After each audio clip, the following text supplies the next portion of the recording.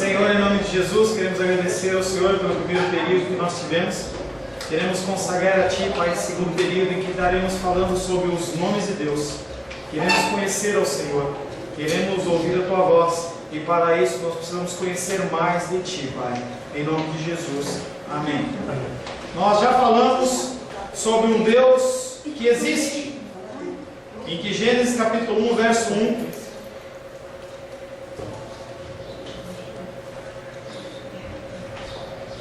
em que Gênesis 1, capítulo 1, o Senhor ele se apresenta como Deus que criou todas as coisas e não tem nenhuma preocupação em provar que Ele existe ou não existe. Falamos sobre um Deus que é conhecível, um Deus que nós só o conhecemos porque Ele se revela a nós. Falamos também que temos um Deus que Ele é incompreensível, nós não temos nenhum padrão de comparação. E nós começamos na semana passada a falar sobre os nomes de Deus. Nós falamos sobre a importância dos nomes.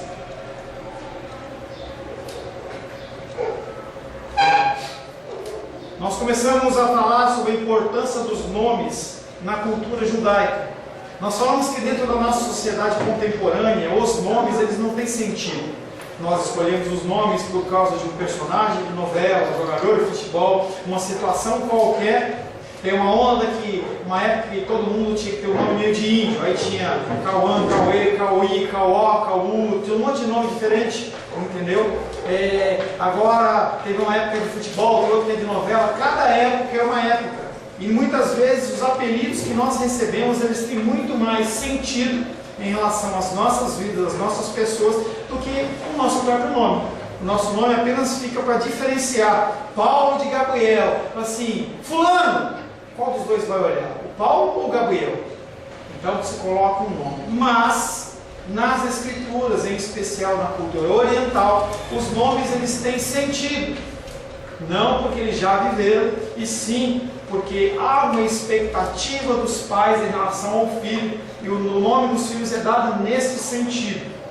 A diferença entre os nomes de Deus e os nomes dos homens é que os nomes dos homens são dados por outros homens. O meu nome foi dado pelo meu papai e pela minha mamãe, mas o nome de Deus foi dado por Ele mesmo, é o diferencial. A gente vê Deus mudando o nome de homens e mulheres de Deus ao redor da Bíblia. Nós falamos, não vou falar todos, mas de Abraão, e aí quando ele constitui Abraão como um pai de muitas nações, ele chama ele de Abraão, coloca uma letrinha a mais. Uma letrinha a mais dentro da cultura judaica, dentro do hebraico, faz muita diferença no nome. E nós começamos na semana passada falando sobre nomes de Deus no Antigo Testamento. Nós falamos primeiramente sobre Elohim, que é o Deus Todo-Poderoso. E nós lemos alguns textos bíblicos e dissemos que este nome é usado especialmente quando trata da soberania de Deus. Ele fez e pronto. Gênesis 1:1, no princípio criou Elohim, céus e terra. Deus ele é soberano e é o primeiro nome que aparece nas Escrituras referenciando a Deus. É uma característica dele. Ele é todo poderoso, ele não é meio poderoso, ele é mais ou menos poderoso, mas ele é todo poderoso para fazer o que ele quiser. E dentro do nome Elohim, você pega as duas primeiras letras, que é de El, e ele forma também outros nomes. E nós começamos na semana passada a falar de El Shaddai, que também é um Deus todo-poderoso, mas com uma outra característica. Os nomes de Deus têm um enfoque, nos mostrar características diferentes de Deus. Por um nome você vê que Deus ele é todo-poderoso no sentido de criação, de controle. El Shaddai é o segundo nome, ele é um Deus poderoso, mas ele tem a ver com pacto, tem a ver com fidelidade. Apesar de a gente pisar na bola com Deus o tempo todo o tempo, falar que acreditamos e não agimos, pisar na bola o tempo todo com os nossos irmãos, ele continua fiel, ele não muda, ele não é passível de mudança, ele é o mesmo Deus ontem, hoje e sempre. Nós falamos que esse El Shaddai, ele era usado muito na época patriarcal, em que estava se fazendo um pacto com aquele povo que foi escolhido por Deus. O povo judeu não foi escolhido porque era melhor, mais bonito, mais cheiroso, mas foi um povo escolhido por Deus segundo a soberania dele como um Deus todo-poderoso. E ele faz um pacto com essas pessoas. O nome El Shaddai possui uma importância pactual. Deus é o Todo-Poderoso e cheio de majestade, que se relaciona com o seu povo em termos de promessas que cumpre fielmente. Ele determina coisas, ele fala de coisas que ele vai cumprir. Ah, pastor, antes do intervalo você falou desse juízo, não sei o quê. Não, eu acho que Deus, ele é amor, ele não vai fazer. Não, ele disse que ele vai fazer. Ele disse que ele vai cumprir. As coisas que Deus falou vão se cumprir. Talvez o que eu falo você não espere, que talvez não se cumpra. Mas o que Deus diz se cumpre. Por isso que as Escrituras elas nos são apresentadas, para que você tenha, como a irmã dos Reis falou antes do intervalo, não tem nenhuma desculpa, porque você tem aqui todo o que você tem que fazer e como agir. Como que eu tenho que agir para minha esposa? Eu falo. E aí o conceito da submissão feminina, que as meninas ficam doidas, é porque não há sacerdotes que conhecem o conceito do sacerdócio. O conceito do sacerdócio, ele foi criado com o conceito da submissão no sentido de espancar, pancada, não, é no sentido de cuidado e amor. Já dei esse exemplo várias vezes, entendeu? Muitas vezes eu e Rosângela temos nos acertado nessa área. Então certa vez, ela vai lembrar disso, ela chegou para mim e falou assim, eu queria comprar tal coisa. E eu olhei para ela e falei assim, não dá. E ela ficou tristinha, normal. Mas ela entendeu que eu estava agindo em prol o quê? Da família, do nosso lar. Então, apesar de ela não receber aquilo que ela queria naquele momento, ela sabia que a minha ação não era uma ação opressiva, que eu não compro o que ela estava pedindo para ela, mas eu vou lá e gasto 500 numa camisa para mim. Não, ela está vendo que para conseguir comprar um presente para mim é duro, porque eu não quero, é tudo para ela, é tudo para casa, é tudo para a família, não é para mim. Esse é um conceito que a gente tem que entender de Deus. Deus ele não faz querendo algo em troca seu, porque você não tem nada a oferecer para ele. Às vezes a gente eu vejo filmes em que uma pessoa vai dar um presente para um cara rico. Aí a pessoa pensa de tudo e não consegue, porque a pessoa tem tudo. Deus é esse ser, ele tem tudo, não tem nada que você possa dar a ele, que ele fala, eu não tinha isso. Isso acrescentou algo em mim. Isso me fez mais feliz, menos feliz. Não há nada. Nosso coração. O seu coração é pecaminoso. Corre dele. Ele não quer o seu coração. Então o que ele quer de mim? Ele quer a sua obediência. Seja obediente. Se você o ama realmente, seja obediente à sua palavra. Só isso. Ele não quer o meu coração, ele quer a minha obediência. O meu coração ele é puro, santo. Obediência. Então, obediência. Lute, labute, trabalhe, se esforce. Quem sabe você tem um coração 0,00001% digno do Senhor. Mas é que eu tenho, então é isso que eu posso oferecer. O nome El Shaddai aponta para o poder que ele tem de cumprir tudo o que promete. Antes de revelar-se com o seu nome santo, quando estava para libertar o povo cativeiro do Egito, Deus também se apresentou a Moisés como aquele que é o Deus Todo-Poderoso. Êxodo capítulo 6, versos de 1 a 5. Lembra, por gentileza?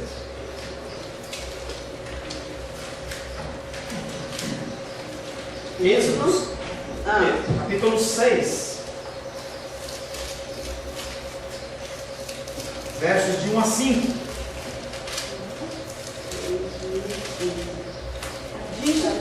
Disse o Senhor a Moisés, agora verás o que ele... Faz um favor para mim, antes, repete. Só que leia, toda vez que tiver Senhor, você lê El Shaddai, tá? Disse El Shaddai a Moisés, agora verás o que hei de fazer a Faraó, pois por mão poderosa o deixará ir, e por mão poderosa o lançará fora da sua terra. Falou mais El Shaddai a Moisés, e lhe disse, eu sou El Shaddai. Apareci a Abraão, a Isaque e a Jacó como El Shaddai, Todo-Poderoso. Mas pelo meu nome, o El Shaddai, não lhes fui conhecido. Também estabeleci a minha aliança com eles, para dar-lhes a terra de Canaã, a terra em que habitaram como peregrinos. Ainda ouvi os gemidos dos filhos de Israel, aos quais os egípcios escravizaram. E me lembrai da minha aliança.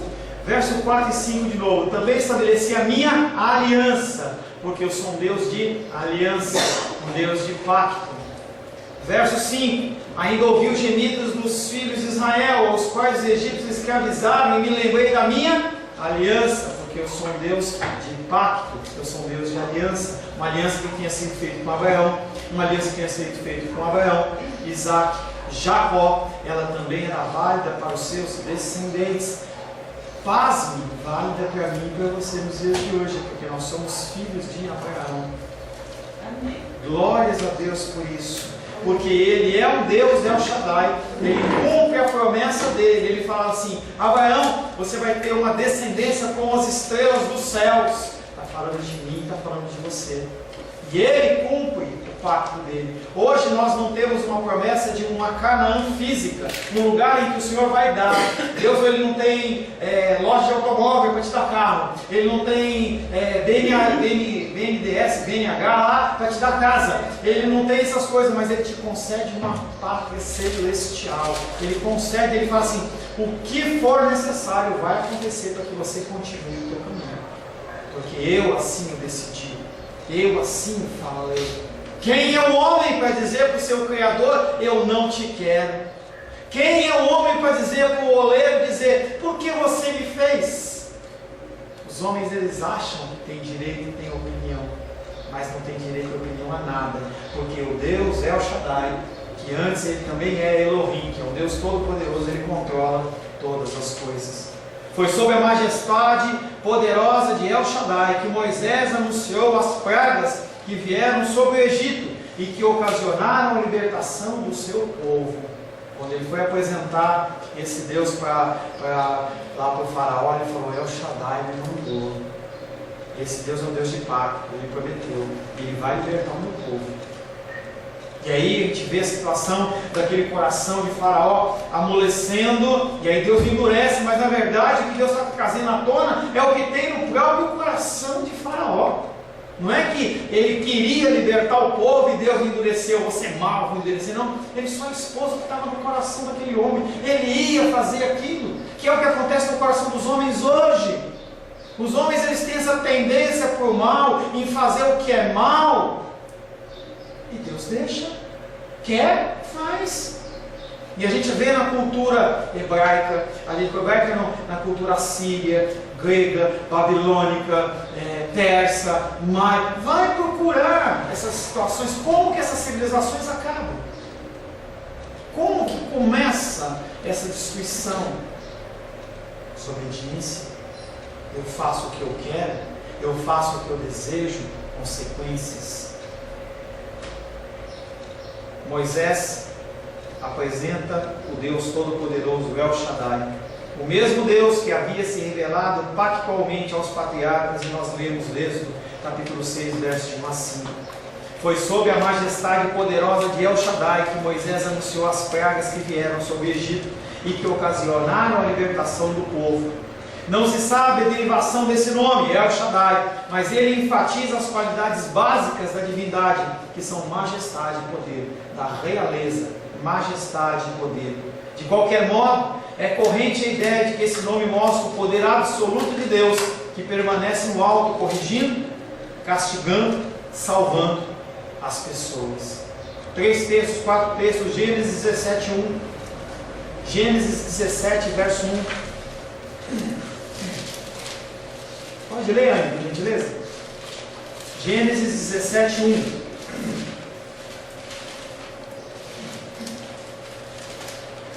Próximo é você, hein, Rabino? Fica esperto. Ah, o que tem? Quando atingiu Abraão a cidade de 99 anos, apareceu-lhe o El Shaddai e disse: eu sou o El Shaddai Todo-Poderoso. Anda na minha presença e seja perfeito. Aí o Senhor, gostei, já fez atenção, já colocou El Shaddai.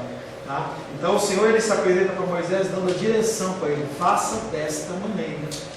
Mesmo diante daquela promessa que tinha sido dada de um filho, que seria o descendente dele, e ele já com idade avançada, em que a mulher já não menstruava, e o homem também já estava maus, entendeu? O Senhor fala: vai ter. Aconteceu com Ana, mesma coisa, vai nascer, vai ter. Gênesis 28, 3. Alguém por gentileza?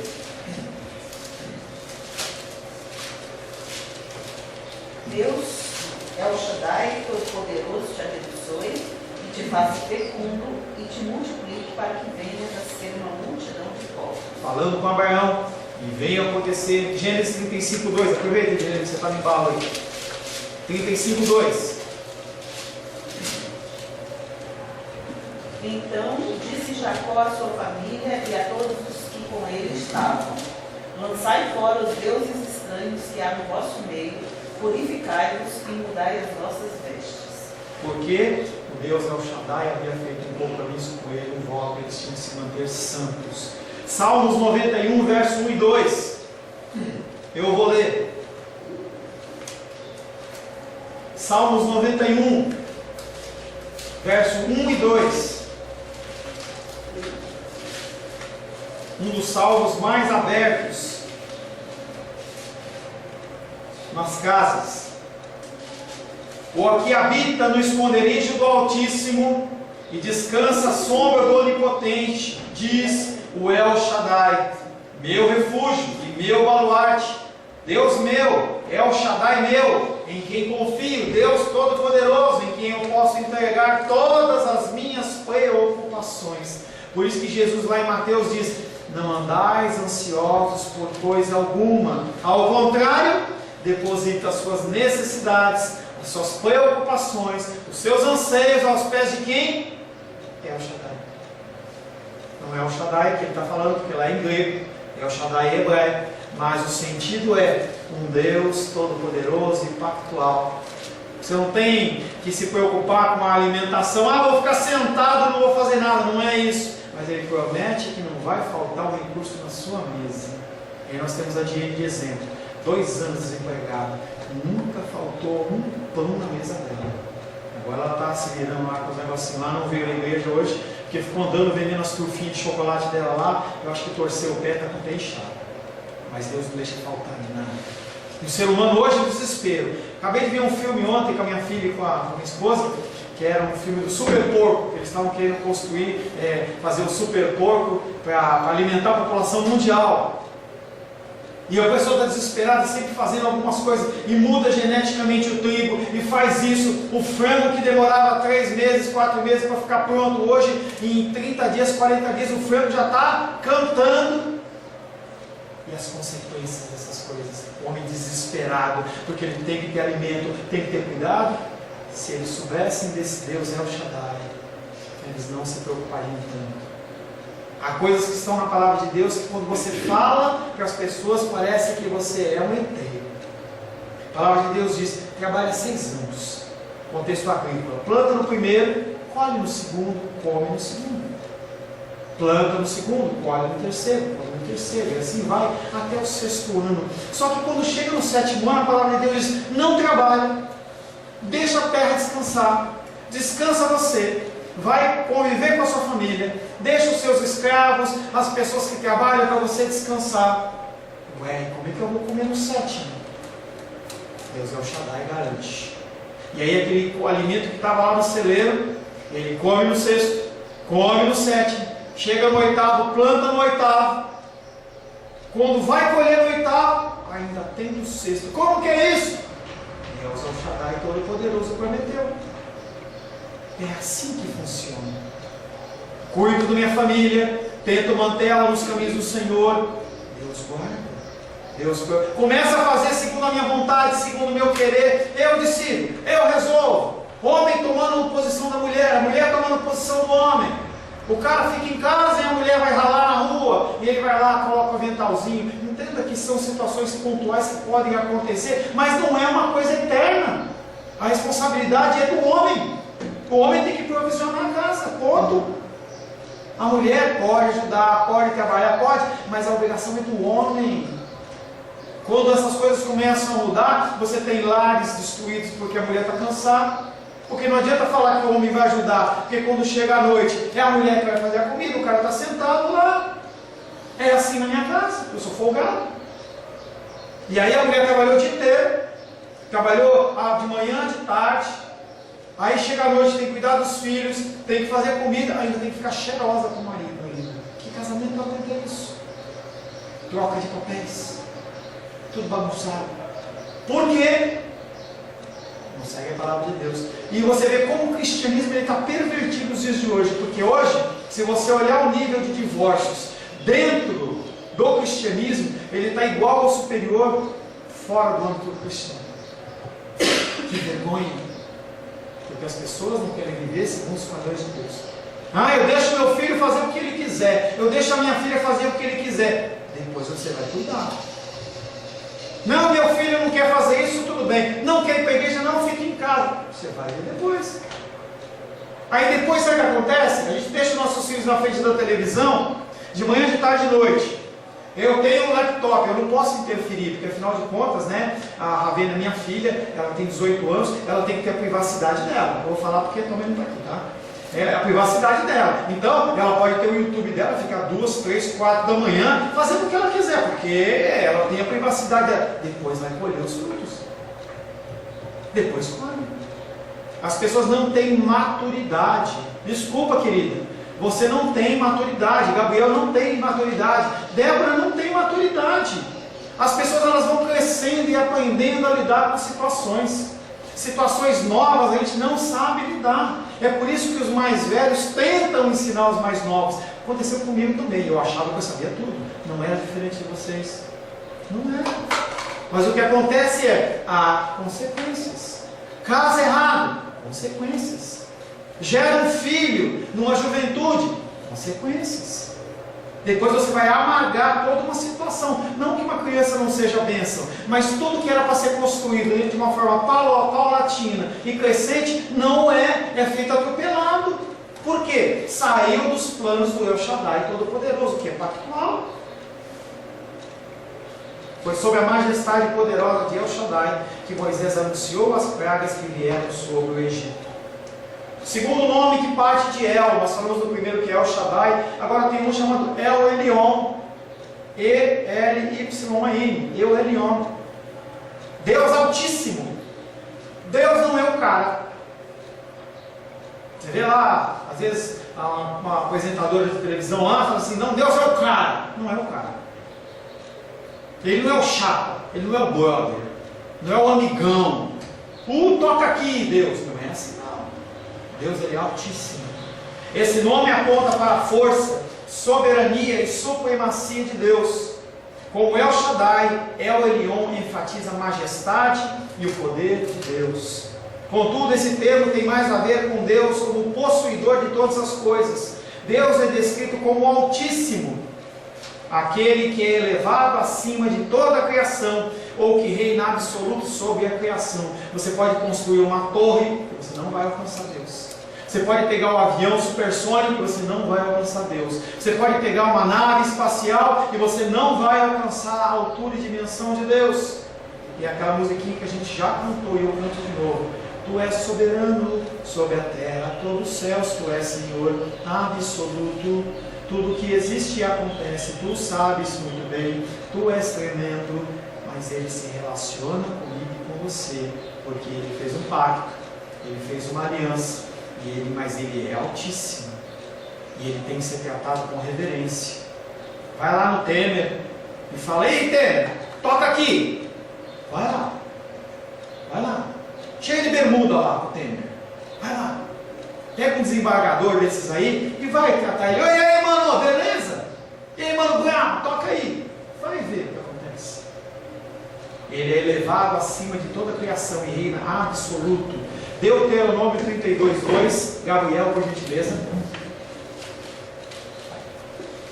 32:2. Deuteronômio, capítulo 32, verso 8.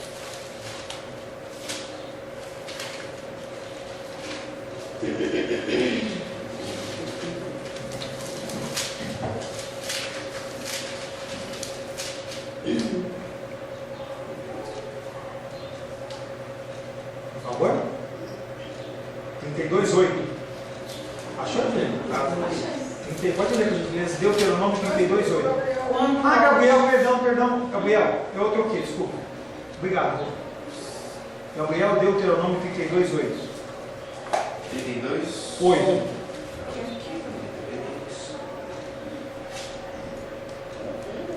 Quando o Altíssimo distribuía as heranças às nações, quando separava os filhos dos homens uns dos outros, fixou os limites dos povos, segundo o número dos filhos de Israel. E aí ele define os limites. Até aqui você vai, até lá você não vai. Ele, como Deus Altíssimo, ele diz para o mar: avança, ou retroage, ou fica. Salmos capítulo 9, verso 2 em diante, eu vou ler. Salmos 9.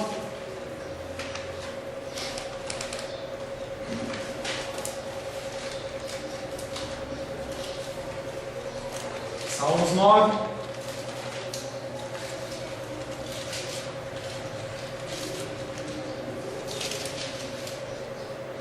Alegrar-me-ei e exultarei em ti, ao teu nome, ó El Elyon.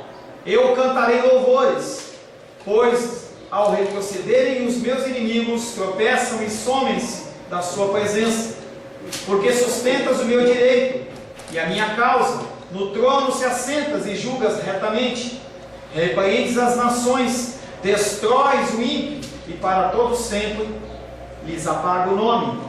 Quanto aos inimigos estão consumados, suas ruínas são perpétuas. Arrasaste as suas cidades, até a sua memória pereceu. Mas o El Elyon permanece no seu trono eternamente. Trono que levantou, que erigiu para julgar. Ele mesmo julga o mundo com justiça, administra os povos com retidão. El Elyon é também o alto refúgio para o oprimido, refúgio nas horas da tribulação. Ele é o Altíssimo, Ele é o Poderoso. Esse nome ocorre pela primeira vez lá em Gênesis 14, quando Abraão retorna de uma batalha na qual resgata o seu sobrinho Ló e recupera os bens tomados pelos inimigos. Ló, ele ficou num lugar, Abraão ficou no outro lugar, os reis vêm e levam tudo que tem direito lá, e Abraão ficou sabendo, e ele persegue, em nome de El Elyon. Vai lá com um povo muito menos reduzido, vai lá e acaba com aquele reinado. Ele acaba com aquele reinado e resgata todas as coisas. Gênesis capítulo 14, versos 18 a 24. Gênesis 14.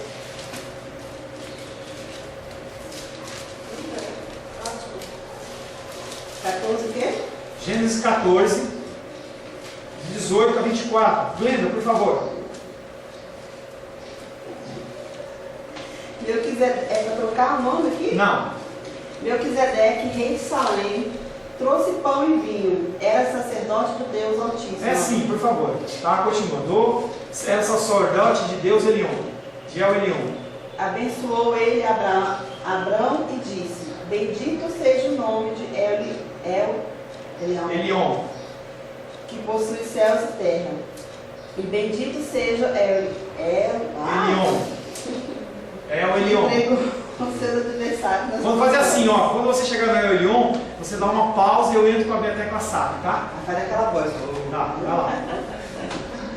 E de tudo lhe deu Abrão dízimo. Então disse o rei de Sodoma a Abrão, dá-me as pessoas e os bens ficarão contigo. Mas Abrão lhe respondeu, levantou a mão ao Elyon, Deus Altíssimo, e que possui céus e terra, e juro que nada tomarei de tudo o que te pertence, nem um fio, nem uma correia de sandália, para que não digais, eu enriqueci a Abrão. Nada quero para mim, senão o que os rapazes comeram e a parte que toca aos homens Aner. Escol, que não é escola nem banho, é Escol e Mane, que foram comigo, esses que tomem os seus quiões. Tá? Esse nome aparece nesse texto, e a seguir ele encontra, esse Abraão, ele se encontra com Melquisedeque. Conhecemos pouco a respeito desse sacerdote do Altíssimo. Ele é mencionado apenas no Salmo 110 e na carta aos Hebreus. Esse sacerdote do Altíssimo mostra que Deus é possuidor dos céus e da terra, sendo, portanto, possuidor de todas as coisas. Abraão também creu nesta verdade, e essa crença o levou a entender que devia dar o dízimo de tudo ao Senhor, através de Melquisedeque. O nome Elion também apareceu especialmente nos Salmos, como um designativo de Deus, à medida que cresciam as relações entre Deus e o seu povo.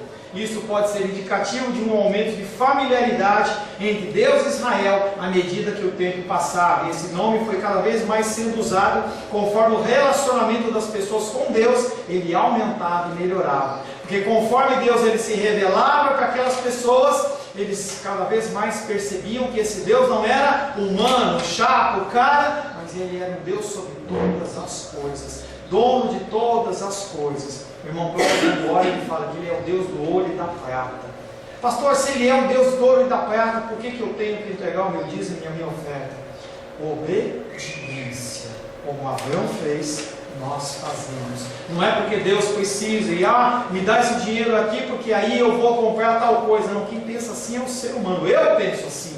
Deus ele não pensa assim. Ele é Deus de todas as coisas. O último Deus, a última terminologia em El que eu separei, é um El mais desconhecido que chama El-Olam, O-L-A-M, El-Olam, que é o Deus eterno. O que foi, Rabino? Gostou do Olam? Não, Olaf, mais difícil. não é Olaf, não é Olaf, é Olam. Há somente duas referências a esse nome no Antigo Testamento. Primeira, Gênesis 21, 33, Débora, por favor.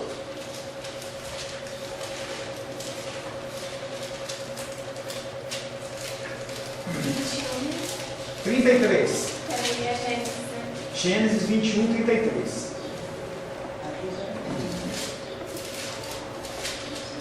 Pode ler. Se alguém tiver que esperar para achar Gênesis, a gente não cascou.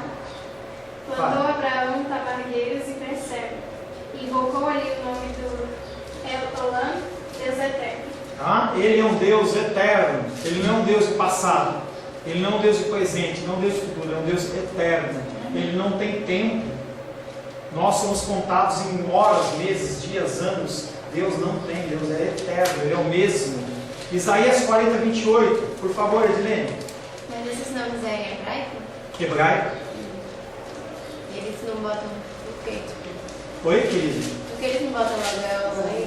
Botam Deus Porque eterno? traduz, é mais fácil da pessoa fazer. O que acontece é que a nossa tradução na língua portuguesa ela fica fraquinha e deficiente. Porque quando você vê Deus, Deus, Deus, Senhor, Senhor, Senhor, a gente não vê a característica.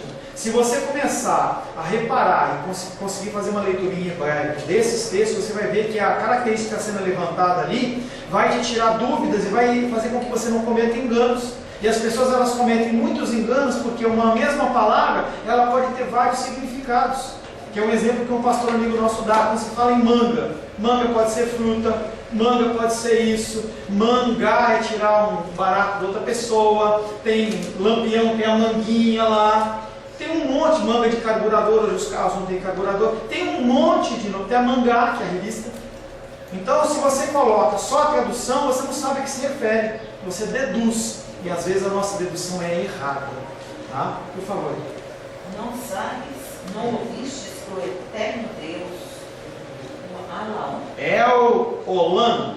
o El-Olam, o Criador dos fins da terra, nem se cansa, nem se fatiga, não se pode esquadrinhar o seu entendimento. Você já leu, eu vou ler de novo para a gente finalizar. Qual que é? Isaías 40, 28.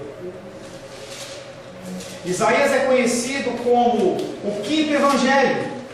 É onde mais se fala sobre a revelação de Jesus Cristo no Antigo Testamento. Eu vou ler novamente, para a gente finalizar. E aí eu retomo na semana que vem a partir daí. Não sabes, não ouvistes que o El-Olam, o Criador dos fins da terra, não se cansa nem se fadiga? Não se pode esquadrinhar o seu entendimento? Ele é um Deus eterno. Não tem como você esquadrinhar. O que é esquadrinhar? É você analisar de uma forma exaustiva. Esquadrinhar é você olhar uma coisa e falar assim, eu conheço tudo disso. Desse assunto eu sei tudo. Não tem como você esquadrinhar o conhecimento desse El Olam, porque ele é eterno. É algo que nós falamos sobre a incompreensibilidade deste Deus, que pelo tamanho que ele é, a gente não consegue imaginar. A eternidade nós não conseguimos imaginar. A gente não consegue imaginar um Deus que está sobre todas as coisas e não comporta esse universo. Ele é maior do que esse universo e ele preenche tudo. Nós não temos como esquadrinhar, como ele fala que o nosso coração ele é enganoso. Quem pode esquadrinhar o coração do ser humano? Quem pode conhecer o coração da Glenda? O Gabriel? O irmão Cláudio? O Sebastião? Só Deus. Só Deus consegue olhar no coração e ver realmente a motivação das ações, dos pensamentos. Será que a pessoa está fazendo porque quer algo em troca ou não? Deus ele esquadrinha. É por isso que quando nós oferecemos algo, não estou falando de dinheiro, quando você oferece algo a Deus, seja o seu serviço, seja qualquer coisa, analise o teu coração. O salmista fala: Senhor, verifica se em mim algum caminho mau, corrige, transforme, me ajuda. Foi aquilo que nós falamos no primeiro período. A santidade de Deus cobre aquilo que você conhece. Por isso que a gente tem que estar na presença de Deus o tempo todo o tempo, pedindo para Ele sondar o nosso coração. E a gente canta a musiquinha: sonda-me, Senhor, e me conhece. Ele conhece. Quebranta o meu coração. Ele consegue, Ele sabe, nós não conseguimos. Semana que vem nós vamos retomar falando mais um pouquinho do El Olam, que é o Deus eterno. Feche seus olhos para a gente fazer mais uma oração, por gentileza. Senhor, em nome de Jesus, agradecemos a Ti, porque o Senhor se revela através de nomes. O Senhor mostra para aqui, através dos seus nomes, características que são específicas de um Deus todo-poderoso, um Deus majestoso, um Deus pactual que não quebra a sua fidelidade, um Deus que é eterno, um Deus que é altíssimo. Temos, Pai, muitas vezes nos envolvido no nosso coração, na nossa vontade, no nosso querer, e muitas vezes nós nos enganamos. Como um Deus El Shaddai, como um Deus Elohim, como um Deus Adonai, como um Deus Todo-Poderoso, um Deus eterno, que o Senhor possa, Pai, que sondar os nossos corações, independente de homens, independente de pessoas, independente de situações, que o Teu nome, que a Sua pessoa, que o Teu ser possa trazer o constrangimento aos nossos corações para que nós venhamos a nos corrigir e nos conformar à Tua vontade, Pai. É o que te pedimos em nome de Jesus. Amém.